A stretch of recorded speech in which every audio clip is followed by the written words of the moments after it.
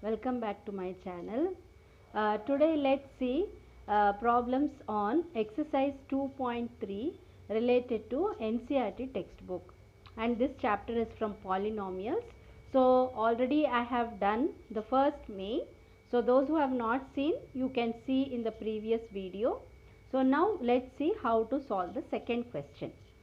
So here the second question you have, find the remainder when x cube minus ax square plus 6x minus a is divided by x minus a. So now you have to find the remainder. So as I already told you, in remainder method you are going to find the remainder without actually doing the division. So now yesterday what we have done, the same way we will be doing it. So the first step here, what you have to do is you have to take the divisor, and now this is the dividend. So in the divisor you are going to equate it to 0. So that is x minus a will be equal to 0. So the x value is a here. So now we will write what is p of x. P of x will be equal to x cube minus ax plus 6x minus a. So now wherever you have x, we are going to substitute the value as a, because they have told that it is divided by x minus a. So now I will replace x with a. So when I am replacing, here I get a cube, here it is a into a plus 6 into, sorry, here it is a square, and here 6 into a minus a. And now in the next step we will just simplify. So here it will be a cube, and here also it's going to be a cube plus 6a minus a. So these two will get cancelled, and p of a is equal to 6a minus a is 5a. So now what is the remainder?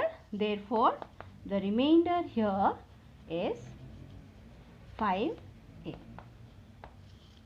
So this is how you have to solve. So whenever a dividend is given, equate it to p of x, and the divisor whatever they give, equate it to 0 and find the value of x, and then substitute, find the remainder. Now let's see the next question, how to solve. Now the next question is, check whether 7 plus 3x is a factor of 3x cube plus 7x. So when we want to check any polynomial is a factor of the given dividend, what you have to do here is, you have to just follow the same step what you had done earlier. In the previous question, we had equated the divisor to 0, and then we substituted the value. Here also we are going to do the same step, but there is only one difference in the previous question and this question. Now let's see how to solve it. So now here 7 plus 3x equated to 0. So here 3x will be equal to minus 7 and x will be equal to minus 7 by 3. So now you have to substitute x value as minus 7 by 3 in this expression. So here p of x is equal to 3x cube plus 7x. When you take, here it will be 3 into minus 7 by 3 whole cube plus 7 into minus 7 by 3. So now this is what you get. So now you can simplify here. How you can simplify here is, so minus 7 will be minus 7 cube, that is equal to 343 divided by 3 cube. 3 cube will be 27. And here cancellation is not possible. So you just write 7 into 7, that is minus 49 divided by 3. So now when you see, you can cancel this 3 and this 27. Simplify. After you simplify, here you will get 9 and here you will get 3. So now we have to take LCM. So when you take LCM, 9 will be the LCM, and here you need to multiply it by 3 to make the denominator same. So here 343 remains as it is, and here 49 into 3 becomes 147. So now when you add these two, you will get the final answer here, that is minus 490.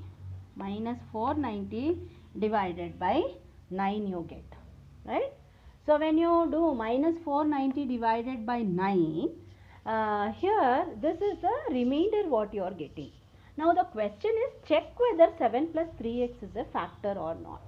So when will you come to know whether the given expression is a factor or not is when you substitute the value of x, and when you get the remainder as 0, then we call it as a factor. Otherwise it is not a factor. In this case you can see minus 490 by 9 is the remainder. So from this what you can conclude? Therefore 7 plus 3x is not a factor of p of x. So it is not a factor of p of x. When will it be a factor of p of x? It will be a factor of p of x when you substitute the value of x, you have to get the result as 0. When the remainder is 0, we call it as a factor. And this is a small connection between the remainder theorem and the factor theorem. In the next video, I will be covering factor theorem. So meet you in the next video. Until then, take care and bye children.